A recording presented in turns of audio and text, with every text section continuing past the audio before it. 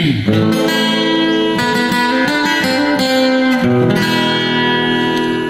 Assalamualaikum warahmatullahi wabarakatuh.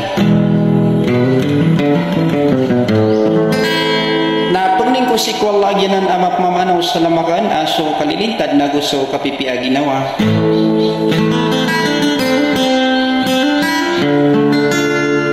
Na batano din mambagian si sagyang kaya dunia na sampai sa yaumul qiyamah.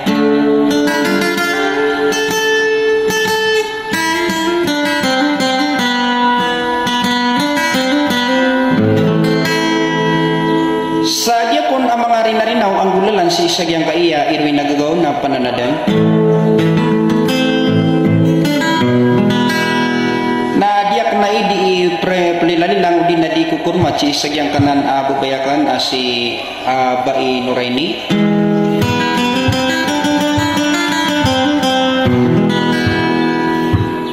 So pamilya maruhum ka sabab ko request pantunya na isi ko terapas sa batangan.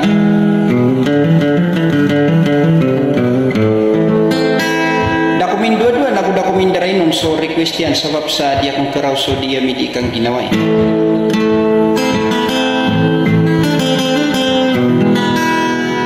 Sa uba mampu di kalo-kalo na uba so mga rampan na asadar na adan ko pakaklas. Sa Bai Nuraini na wad na dia kamasar adi ko laka intending si sagyang kaiya ka prinari korban. Na taratapon kon so kalau di kang giginaway sa katea sa pamakin ganiw sa wassalam.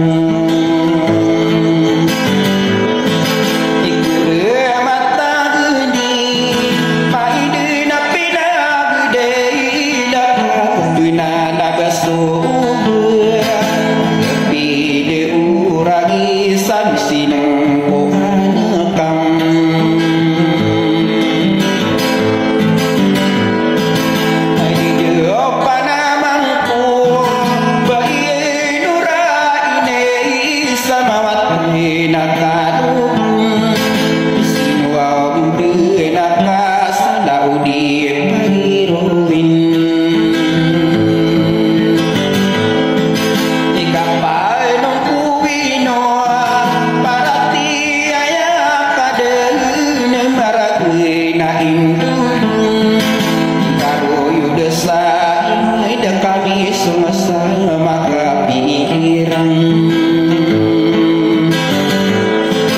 nenak tua eku dakani bayi nuraine pamini amarum maka pikiran benata kabeh yang sultan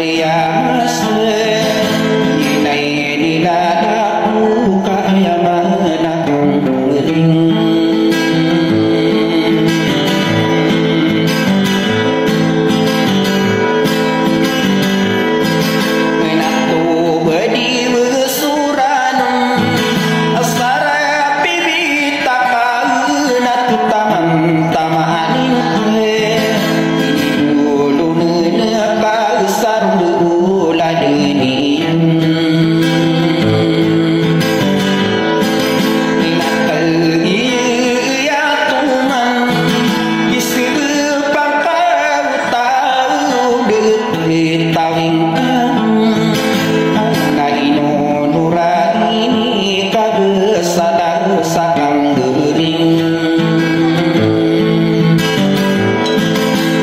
kapak seding kau parai betadu si ibu sapa ini saminan deyunan tabu kadena ibu logeng